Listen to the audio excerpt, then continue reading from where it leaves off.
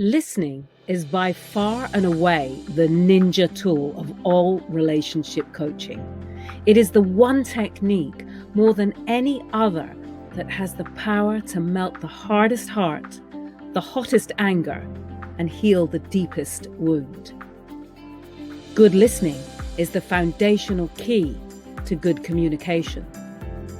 Yet far and away, the biggest problem I hear from my clients is that they don't feel listened to.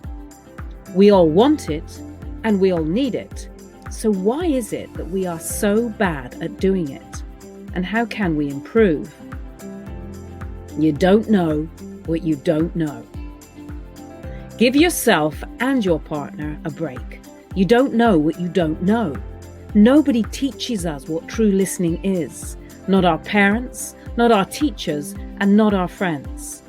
So it's nobody's fault, not your own, nor your partner's. You're both likely just doing the best you can with the skills that you have. But that's about to change. In this short class today, I'm going to share with you 3 simple steps that will take your listening to another level. So what is true listening? Let's start with the basics. Even the worst listeners amongst us will understand that listening requires us not to speak over someone else, to stay silent while another is talking. Yet why do so many of us struggle to do even this? One of the key reasons is that many people feel that if they don't interrupt what is being said to them, that must mean they are agreeing with what is being said, and that they must then demonstrate their non-agreement with a clear defense.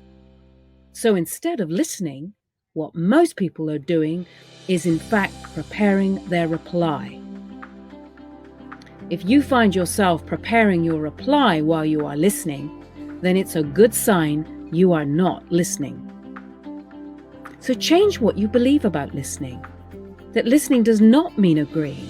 It just means you are information gathering. And you will have no need, therefore, to defend, just to listen and gather information.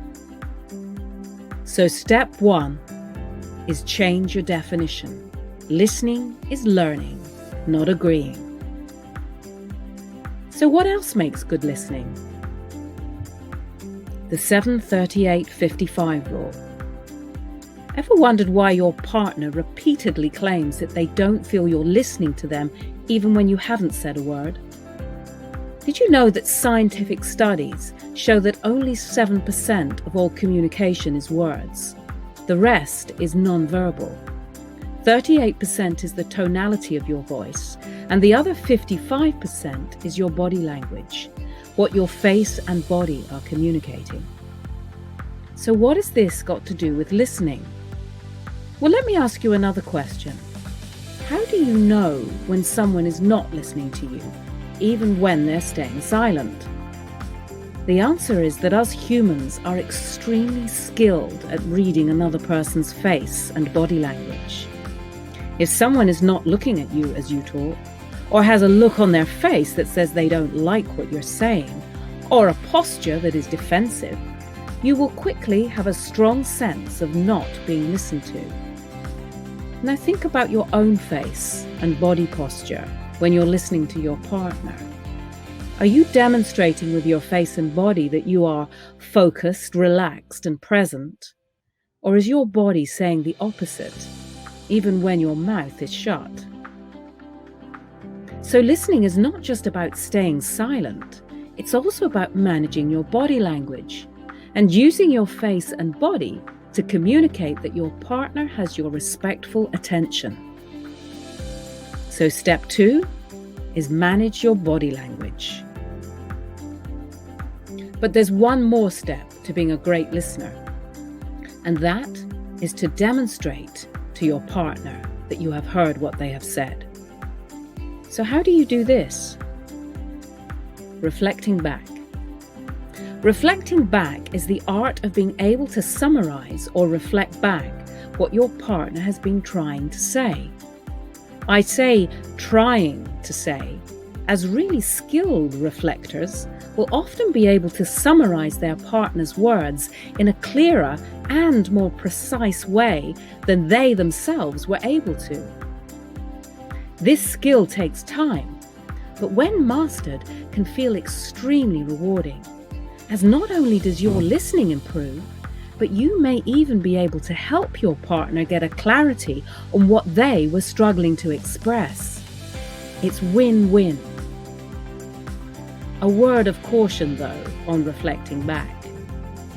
Don't be a parrot. If you just repeat back your partner's words like a machine or a parrot, you'll sound like you're reading from a coaching manual on listening, which will likely just sound insincere to them. You've heard the words, but not really taken them in, and are just spouting them back to give the impression you were listening. So be really mindful how you reflect back. If you want to get to the heart of what they were trying to say, you don't necessarily have to use the same words as them. Rather, speak in your own voice, in a natural, heartfelt way that is genuine. Don't be afraid to get it wrong either. Your partner will soon let you know if you've reflected back inaccurately. If they do, don't take offense. Just listen to where you got it wrong and reflect back again until they let you know you got it right. This might take a few tries, but hang in there. Each time you get a little closer to reflecting back what they wanted you to hear, the more they will feel heard.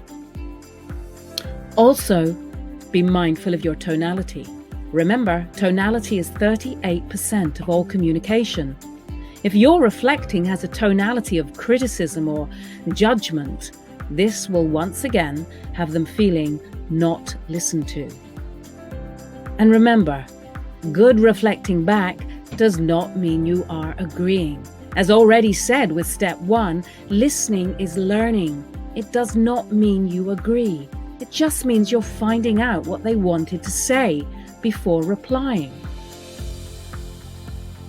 So, in conclusion, step 1, change your definition of listening. It's learning, not agreeing. Step 2, manage your face and body language. Be mindful of what they are saying when you're not speaking. Step 3, get good at reflecting back. Do these 3 things not once, but over and over until it becomes a habit. And eventually, you'll become a great listener. This takes time, commitment, and patience. But done well, listening alone can transform your relationship, even if you're the only one doing it. As Mahatma Gandhi said, be the change you wish to see. Because before you can ask to be heard, you must first learn to listen.